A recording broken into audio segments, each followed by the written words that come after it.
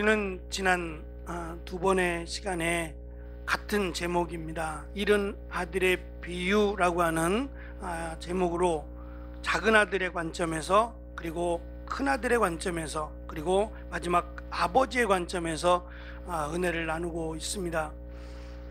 사실 잃은 아들의 비유 전체가 다 아버지가 주인공입니다. 아버지를 중심으로 해서 이야기가 시작이 되고 있고, 아버지를 중심으로 이야기가 회복되고 있습니다. 이 제목 자체를 잃은 아들의 비유라고 정했지만 사실은 아버지의 은혜라고 제목을 정해야 옳을 것 같습니다. 하나님은 우리가 사실은 상상할 수 없는 우리를 만드신 분이에요. 그러니까 우리는 그의 것이죠.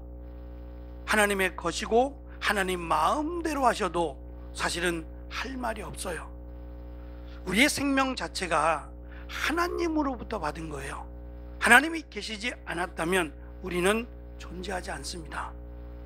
그 하나님께서 우리를 만드셨어요. 그런데 하나님께서 우리를 기계적으로 만드신 것이 아니라, 우리를 마음대로 조종하시는 것이 아니라, 우리에게 하나님의 형상을 허락하실 뿐 아니라 자유의지라고 하는 걸 주셨어요. 그래서 하나님께서 에덴 동산에 아담과 하와를 두실 때에 거기에 생명나무라고 하는 것을 두셨고, 선악을 알게 하는 나무를 두셨어요. 그래서 어떤 사람들은 하나님께서 선악을 알게 하는 나무를 두지 않았으면 우리가 에덴 동산에서 쫓겨나지 않았을 거 아니냐, 그냥 왜 굳이 선악을 알게 하는 나무를 만드셔서 먹을까 말까 먹을까 말까 이러한 마음을 갖게 하시느냐라고 말하시는 분도 있어요. 그건 한 가지만 알고 두 가지를 몰라서 그런 거죠. 그것은 하나님께서 따먹어도 되고 따먹지 않아도 되는 선택을 우리에게 하신 거예요. 그러니까 우리를 기계적으로 만드셨다면 굳이 선악을 알게 하는 나무를 두실 필요가 없죠. 의미가 없는 거예요. 그러나 따먹을 수 있는 의지, 따먹지 않을 의지를 우리에게 주셨어요. 결정을 우리에게 하라고 하는, 어찌 보면 정말 은혜입니다. 근데 아담의 선택이 그것을 하나님의 뜻이 아닌 뱀, 사탄의 뜻에 넘어가 버렸어요. 하나님처럼 된다?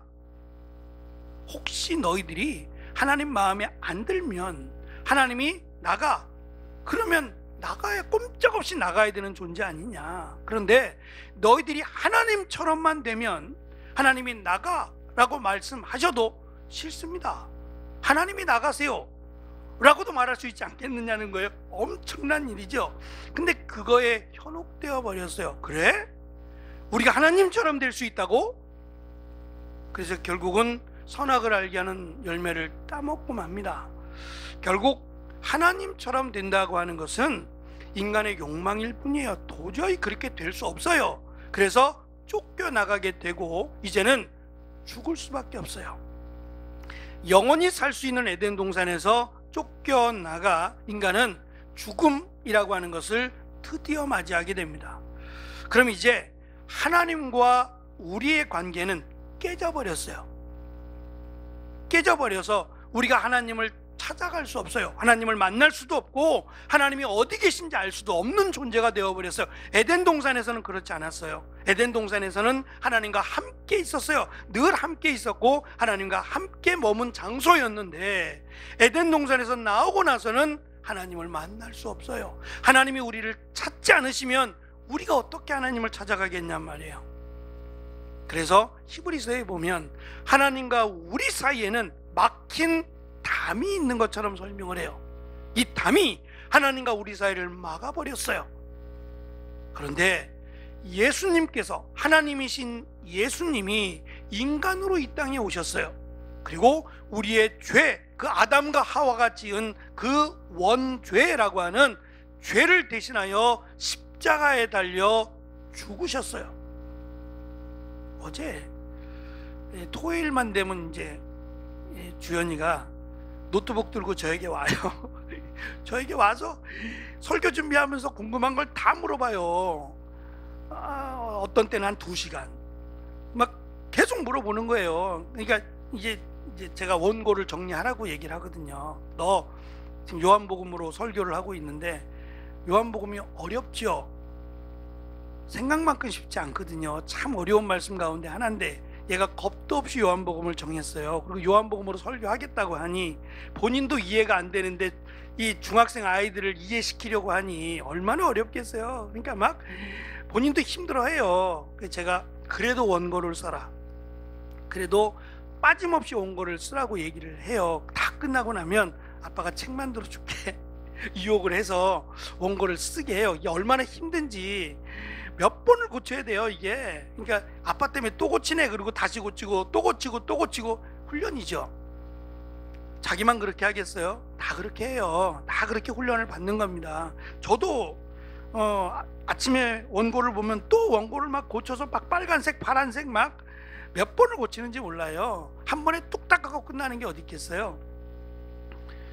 그러면서 이번 주가 5,000명을 먹이신 사건이 오병이어의 사건이죠. 근데 요한복음은 여기에 특별히 6월절에 이렇게 시작을 해요.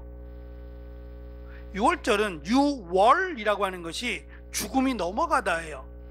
그러니까 애굽에 있을 때 10번째 재앙이에요. 장자, 첫 번째 태어난 모든 것이 죽는 재앙인데 어린 양의 피를 문설주에 바르면 유월, 죽음이 넘어간다고 해서 만들어진 것이 유월절이에요. 근데 그 유월절에 예수님께서 오병이어, 보리빵 5개와 물고기 2마리로 그 많은 사람들을 배불리 먹이셨다는 얘기예요. 이것으로 끝나지 않고 요한은, 예수님은 만나, 그것이 생명의 빵, 자신을 살로 주심으로 생명의 빵을 주실 것이고 자신의 피를 생명의 피로 내어 주실 것임을, 그래서 만나를 먹은 자들은 배불리 먹기만 했지 영원히 살지는 못했지만 예수님의 살, 예수님의 피를 먹고 마시는 자는 영원히 살 것이다. 그래서 단순한 유월절이 아니라 예수님을 믿음으로 영원히 살 것을 강조하고 있는 내용이에요. 저는 이렇게 말씀을 드리지만 이게 이제 신학을 몇 년 한 전도사의 입장에서는 이게 잘 이해가 되겠느냐 말이에요. 정리하기가 쉽지 않겠지요. 그래서 몇 번에 걸쳐 정리를 해라. 한 번에 다 끝내려고 하지 말고 문장을 좀 나누어라. 문장을 끊고 나누고 또 끊고 나누고 해서라도 쉽게 설명하도록 노력을 해라. 저는 그냥 간단하게 말씀을 드렸습니다만 충분히 아멘 하시는 내용이죠.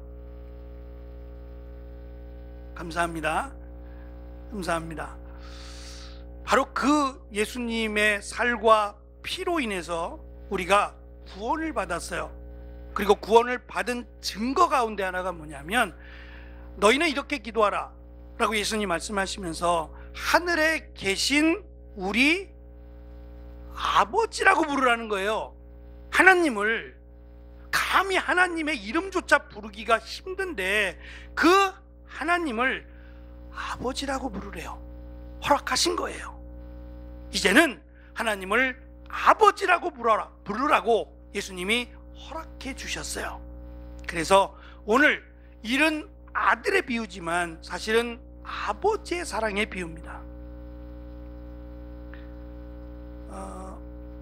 어떤 친구들이 실험 카메라라고 해서 사람들의 생각 또는 인식이 어떠한지를 이렇게 카메라로 촬영하는 거예요. 사실은 몰래 카메라인데 이게 연기자, 아버지의 연기를 할 연기자예요. 저는 얼굴은 잘 모르겠던데 연기자인 아버지가 직장인들이 많이 애용하는 맛집 분식집이 있었어요. 여기는 직장인들이 참 많이 애용하는 그런 분식집이에요. 이 분식집 사장님하고 이제 미리 각본을 짰어요.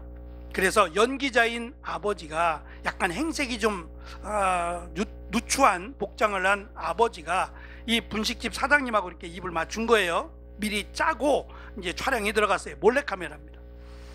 아버지가 가서 사장님, 이 메뉴판을 쭉 보더니 가격이 좀 비싸다는 느낌을 이렇게 전달하면서 사장님, 제가 좀 돈이 없어서 그런데 김밥 반줄만 좀 살 수 있을까요? 라고 얘기했어요. 한 줄도 아니라 반줄만 달라는 거예요. 그러니까 3,000원이 없어서 1,500원밖에 없으니 반줄만 주시면 좋겠습니다. 머리가 허여신 그런 그 어르신은 아니지만 아버지예요. 그러니까 사장님하고 이제 보통 좀 말도 안 되는 그런 주문이잖아요. 반줄 달라는 주문이 어디 있겠어요. 근데 사장님이 아버지를 이렇게 보면서 알겠습니다. 제가 반줄 드릴게요 라고 하면서 정말 반줄, 김밥의 반줄을 가지고 그 아버지의 그 탁자에 식탁에 올려놨어요. 김밥을 드시려고 하는데 전화가 왔어요. 이거 연출입니다. 다 전화가 왔어요. 아들로부터 온 전화예요. 아들, 어쩐 일이야? 라고 전화를 받습니다. 안에 내용은 그런 것 같아요. 또 통화된 내용이 들리진 않으니까 아빠 잘 있지? 어제도 친구들하고 치킨도 먹고 맛있는 거 먹고 재밌게 잘 살아. 걱정하지 마. 아빠 잘 있거든? 아빠 잘 먹고 다니고 건강해. 걱정하지 마. 하면서 전화 통화를 좀 하셨어요. 근데 말씀드린 것처럼 이 식당은 직장인들이 많이 애용하는 분식집이라고 했잖아요. 이 아버지 옆에는 직장인들이 그냥 앉아서 점심을 먹고 있었던 거예요. 김밥 반줄이라고 하는 말에 관심을 보인 젊은이들이 있었어요. 근데 김밥은 김밥이고 통하는 내용을 들어보니까 조금 이해가 안 됐던 모양이에요. 김밥 반줄밖에 못 드시는 아버지가 아들에게는 아들 내가 잘 먹고 다녀. 어제는 치킨도 먹었다니까. 친구들하고 잘 지내고 잘 먹고 잘 있어. 재밌게 잘 살아. 하는 그 내용이 의아했던 것 같아요. 한참을 아들과 통화하고 아버지가 전화를 끊어요. 걱정하지 마. 아빠 걱정하지 마. 아빠 잘 있거든. 하고 전화를 끊고 김밥 반줄을 먹고 있으니까 옆에 있던 직장인들, 이게 이제 실험 카메라예요. 직장인들은 과연 이 아버지에 대해서 어떤 반응을 보일까라고 하는 실험 카메라. 다 끝나고 나서는 이제 설명을 했어요. 왜 이런 실험 카메라를, 몰래 카메라를 촬영했는지 다 설명을 하더라고요. 어쨌든 그 아버지가 아들과 함께 짧지 않은 통화를 하고 나서 김밥 반줄을 드시려고 하는데 갑자기 어떤 옆에 있던 남자 직장인이 지갑에서 이렇게 꺼내더니 3만 원을 아버지한테 이렇게 밀어 넣는 거예요. 그러니까 아버지가 이걸 왜 저에게 이렇게 많은 돈을 저에게 주시냐고. 저에게도 아버지가 계시거든요. 통화하는 걸 들으니까 아버지가 생각이 나서요 라고 3만 원을 이렇게 맛있는 거 사드세요 라고 하면서 드리더라고요. 또 옆에 있는 친구가, 옆에 이제 통화를 들었던 친구가 식판에다가 음식을, 거기는 이제 요즘은 그렇게 돼 있잖아요. 뭐라 그러나 전자 시스템으로 되어 있어서 말로 주문하는 게 아니라 버튼으로 이렇게 눌러서 결제하고 주문하는 거잖아요. 언제 결제했는지 라면을 그릇에 담아서 이것도 같이 드세요 라고 하면서 갖고 오는 거예요. 촬영이 다 끝나고 왜 그렇게 했냐고 물어봤어요. 그러니까 아버지가 생각이 나서요. 안 되는데. 내 영상을 안 보여준 이유인데, 이게 하경이가 태어나는 해, 그러니까 제가 10월생인데 태어나기 얼마 전에 이제 저희 아버님이 갑자기 돌아가셨어요. 말 한마디 못 해보고 돌아가셔서 이게 가끔씩 생각이 이렇게 제목이 아버지가 되다 보니까 쉽지 않겠는데 라고 생각은 제가 했는데, 하여튼 그래서 다 끝나고 이제 이야기하는데 왜 그렇게 했느냐라고 물어보니까 답은 하나예요. 나도 아버지가 계신데 우리 아버지도 그렇지 않을까라는 생각이 들었다는 거예요. 전화 통화할 때는 괜찮아, 나 잘 있거든, 걱정하지 마 라고 말하지만 그 마음이 이제 아버지가 된 나의 마음은 이해가 되는 거예요.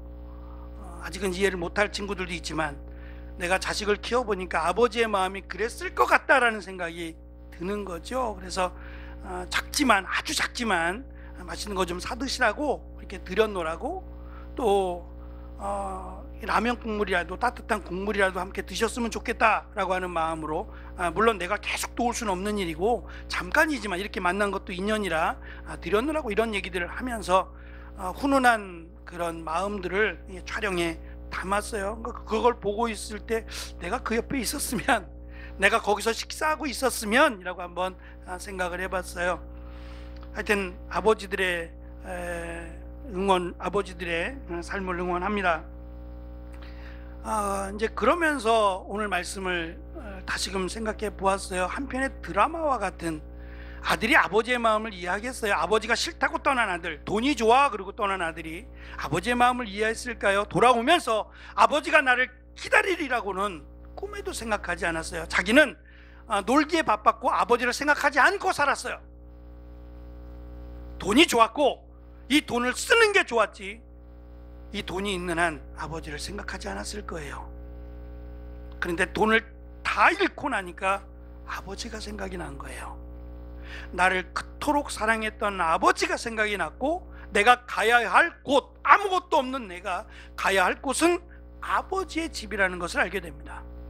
그래서 내가 종이 되더라도 아버지의 집으로 가야겠다.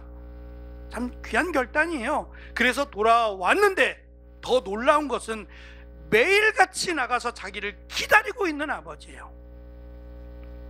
오늘은 돌아오려나 매일같이 나가서 하루 종일 기다리고 있는 아버지. 첫째 아들은 마음에 들지 않았어요. 아버지를 버리고 떠난, 자기 거 다 챙겨가지고 아버지를 떠난 아들을 왜 기다리는지 큰아들은 불만이었을 거예요. 그래서 큰아들은 혼자 나가서 밭에 나가서 일을 하며, 오늘도 아버지 나가셨겠지, 오늘도 나가서 돌아오지 않는 둘째를 기다렸겠지 라고 생각했을지 몰라요. 도무지 아버지를 이해할 수 없는 첫째 아들일 겁니다. 둘째 아들 역시 마찬가지예요. 아버지가 매일같이 나가서 자기를 기다렸을 줄이야 생각이나 했겠냐 말이에요. 근데 오늘 말씀에도 보면 아들을 알아본 것도 아버지고, 뛰어가서 측은히 여기고 뛰어가서 그 아들을 안아주고 입을 맞춰주고 그 아들의 신발에 발에 신을 신긴 것도 아버지였어요. 그리고 큰아들이 잔치를 벌인 둘째 아들, 돌아온 둘째 아들을 위해서 잔치를 벌였을 때 큰아들은 싫다고, 내가 왜 거기 가서 웃을 수 있겠느냐라고 말을 할 때에도 큰아들은, 첫째 아들은 이해할 수 없지만, 만약에 너에게 아들이 있다면 잃었다가 다시 찾은 아들을 위해서 기뻐해 주는 건 할 수 있지 않겠느냐. 동생 아니냐, 동생이 죽었다 살아왔는데 너의 것을 달라는 것도 아니고 함께 즐거워는 해줄 수 있지 않겠느냐고 큰아들을 권면한 것도 아버지입니다. 지난 시간에 말씀을 드린 것처럼 이것은 비유입니다. 비유의 목적은 쉽게 설명하기 위함이에요. 첫째 아들은 유대인, 특별히 종교 지도자들이나 부자들이에요. 우리는 먼저라고 자랑하던 그들을 첫째 아들로 비유적으로 말씀하신 것이고, 둘째 아들은 죄인이라고 여겨졌던 병자들이나 또는 이방인들을 향해서 말씀하신 거예요. 그렇다면 우린 하나님의 선택받은 아들이야 라고 자랑하는 유대인들과 이방인 죄인들을 하나님은 가족으로 묶고 계신다는 충격적인 사실이에요. 다시 말하면 나 같은 죄인을 이라고 우리는 말할지 모르지만 하나님은 우리를 아들로 삼아 주셨다는 사실이에요. 이건 누가 뭐라고 해도 하나님의 은혜가 아닐 수 없어요. 우리를 하나님의 아들로 삼아 주셔서 우리의 아버지가 되어 주셨다라고 하는 것은 큰 놀라운 사실이 아닐 수 없어요. 마태복음 1장에 보면 처음부터 족보가 나옵니다.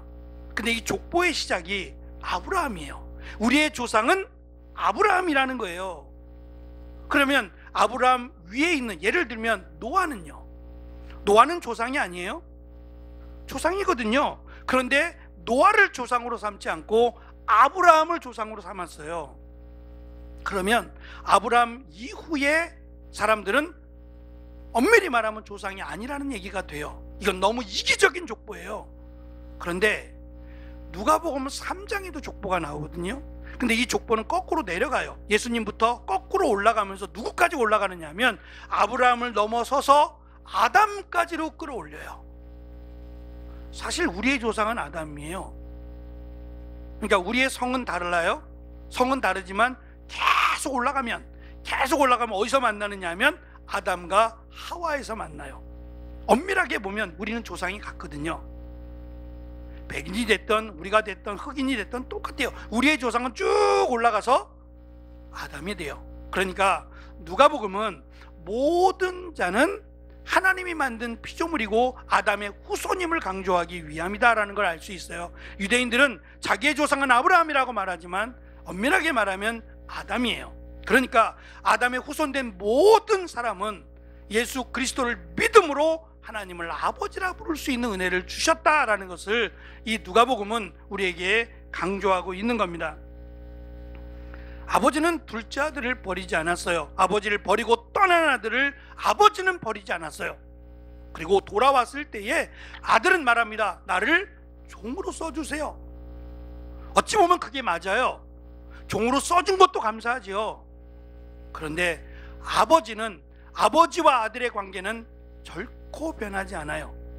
인간적인 면에서도, 우리가 사는 이 땅에서도 변하지 않을 거예요. 아무리 아들이 잘못했다고 해도 이 아들을 종으로 부리는 아버지는 없을 거예요. 하물며 하나님께서 예수 그리스도를 믿음으로 아들로 삼은 그 아들을 종으로 쓰시겠냔 말이에요. 늘 아들이라고 하는 사실을 우리는 기억해야 합니다. 제가 지난 시간에 큰아들 얘기, 첫째 아들 이야기를 하면서 이 아들이 더 큰 문제일 수 있다. 왜냐하면 아버지와 함께 살고 있는데 아버지와 함께 사는 흔적이 없어요. 아버지가 뭘 좋아하시는지 관심도 없고 아버지가 좋아하시는 일에도 관심이 없어요. 저는 이 아들이 더 큰 문제라고 생각해요. 떨어져 있으면 떨어져 있다고라고 말할 수 있겠지만 같이 살고 있는데 아버지의 얼굴조차 보지 않고 살아간다면 어떻게 아들이라고 말할 수 있겠어요? 그래서 아버지가 말합니다. 이 즐거움에 너도 참여했으면 좋겠다. 내가 기뻐하는 일에 너도 기뻐했으면 좋겠다 라고 아버지는 아들을 가르쳐 주는 거예요. 제가 신앙생활 오래 한 사람에게 나타난 이 잘못된 것이 하나 있다면 무덤한 거예요. 무덤덤한 거예요. 다시 말하면 내가 예수님을 만났을 때에 아마 그 기쁨은 이루 말할 수 없었을 거예요. 예수님을 처음으로 영접했을 때에 아마 두근거렸던 나의 마음은 무엇과도 바꿀 수 없었을 거예요. 마치 온 세상을 얻은 것 같은 기쁨이 나에게 있었을 거라고요. 그런데 지금은 어떤가요? 지금의 나의 모습은 어떤가요? 예배에 오기 전에, 주일날 오기 전에 두근거리는 마음이 있던가요? 예배 드리면서 하나님의 은혜를 사모하고 있는가요? 이렇게 무덤덤해지지 않으려면 나는 순간순간 하나님의 은혜를 구해야만 해요. 하나님의 사랑을 갈급해야 되고 하나님의 은혜에 늘 내 가슴이 두근거리도록 우리가 노력해야 된다는 얘기죠. 아들이라고 하는 것으로 묶었으니 하나님을 아버지로, 그리고 첫째 아들, 둘째 아들로 묶었으니 이것은 예수님을 믿음으로 시작된 것이라고 볼 수 있어요. 예수님을 믿지 않았다면 하나님을 아버지라 부를 수 없으니까요. 그런데 문제는 예수님을 믿었지만 둘째 아들의 삶에서 보면 예수님보다 세상이 좋은 거예요. 예수님보다 세상이 좋아서 세상 가운데 살았던 둘째 아들이 모든 것을 잃고 나니 그나마 다행이죠. 예수님이 생각이 났어요. 그리고 예수님의 은혜를 다시금 깨닫고 돌아왔다는 얘기고, 첫째 아들은 예수님을 믿었음에도 내 안에 기쁨이 없어요. 냉랭하고 믿는 건지 안 믿는 건지도 알 수 없는 그러한 삶을 살고 있는 첫째 아들에게 아버지가 말합니다. 하나님이 말씀하시는 거예요. 이게 믿음이 아니라고요.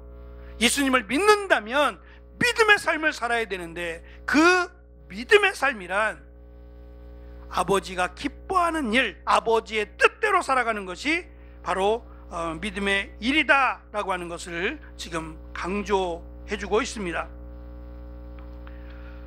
이 잃어버린 아들의 비유가 우리에게 강조하는 것은 세 가지가 있다고 합니다.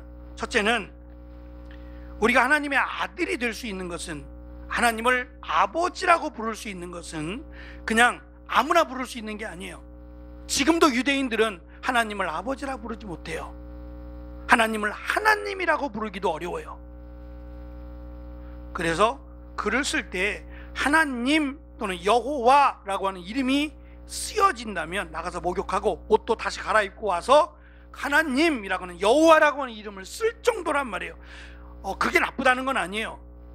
그게 나쁘다는 건 아닙니다. 문제는 하나님이 우리와 그렇게 거리가 먼 분이라는 생각이 안타까울 뿐이에요. 하나님은 거룩하신 분이고 전능하신 분이 맞아요. 그런데 그 하나님이 아버지가 되어야 돼요. 우리의 아버지가 된다는 이 놀라운 사실을 받아들이지 못하면 안타까울 뿐이에요. 반대로 말하면 우리가 하나님을 아버지라 부를 수 있는 것은 우리의 공로에 의함이 아니에요. 내가 돈 주고 무엇을 했기 때문에, 그만큼 노력을 했기 때문이 아니라 순전히 예수 그리스도의 우리를 향한 대속과 부활이 있었기 때문입니다. 그것을 믿는 한, 그것이 우리 안에 있는 한 여전히 우리는 하나님을 아버지라 부를 수 있어요. 예수님이 다시 오시는 날까지 우리가 여전히 하나님을 아버지라 부를 수 있는 이 은혜를 우리가 느낄 수 있었으면 좋겠어요. 두 번째는 아담과 하와가 말씀드린 것처럼 에덴 동산에서 쫓겨났으면 관계가 깨진 거예요. 이제는 끝난 겁니다. 끝났음에도 하나님이 끝을 내지 않으셨어요. 끝을 내지 않고 늘 찾아와 주셨고 늘 하나님이 되어 주셨어요. 그것도 모자라서 우리의 아버지가 되어 주신 것은 하나님의 은혜예요. 그래서 바울이 말하죠. 나의 나된 것은, 비록 내가 모든 것을 포기하고 세상의 명예, 부와 영화 모든 걸 포기하고 예수님을 따라감으로 사람들은 그랬어요. 미쳤다고, 제 지혜가 너무 많아서, 지식이 너무 많아서 미쳤구나 라고 말을 들었을지라도 나는 행복하다는 거예요. 진짜를 알았으니까요. 그것은 이 땅이 아닌 영원한 하나님의 나라에 들어가는 방법을 알았어요. 전에는 유대인들처럼 율법을 지키면 되는 줄 알았어요. 아브라함이 혈통을 가지면 되는 줄 알았어요. 할례를 행하면 되는 줄 알았어요.